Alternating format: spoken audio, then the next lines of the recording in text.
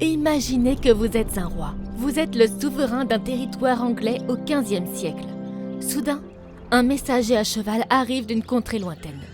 Il est porteur d'une annonce importante écrite sur un parchemin. Votre territoire a une dette importante à payer à la fin du mois. Mais voici le problème. Comment pouvez-vous savoir si ce message est authentique ? Il s'agit en fait d'un problème très ancien. Prouver la légitimité de la correspondance écrite a été un défi pendant des milliers d'années. Lorsque la communication sur de grandes distances prend des jours, des semaines ou des mois, il devient vital de savoir si les informations que l'on reçoit soient exactes ou proviennent de la bonne source. Dans l'Antiquité, il fallait mettre au point un système d'authentification des documents. Un document pouvait être écrit par un véritable auteur, mais le document lui-même pouvait être falsifié. Un nœud pas soigneusement inséré dans un document peut vraiment le perturber.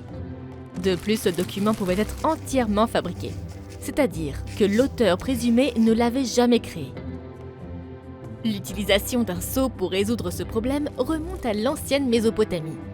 L'argile était pressée avec des cylindres gravés ou sculptés pour prouver la légitimité des tablettes. Ces cylindres gravés présentaient des motifs complexes difficiles à reproduire. C'est au Moyen-Âge que l'on a commencé à utiliser des sceaux de cire. D'abord réservés aux riches ou à la classe dirigeante, la cire chaude était versée et utilisée pour sceller le document. La cire était ensuite pressée contre le sceau métallique, ce qui laissait une marque unique et distincte. Si la cire est brisée, cela signifie que le document a été ouvert et lu ou manipulé. Le dispositif de scellement métallique est appelé matrice de scellement ou matrice. Il s'agit d'un modèle unique et compliqué. Parfois, ces sceaux étaient créés sous la forme d'un anneau. Ce type de sceau est appelé chevalière. Le livre de la Genèse y fait référence.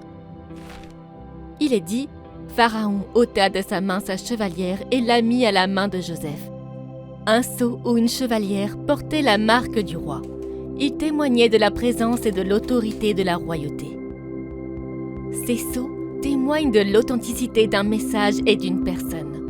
Une vieille tradition veut que les pèlerins se fassent tatouer lorsqu'ils se rendent à Jérusalem pour la première fois. Les pèlerins se faisaient tatouer la croix de Jérusalem pour prouver qu'ils avaient voyagé en Terre Sainte.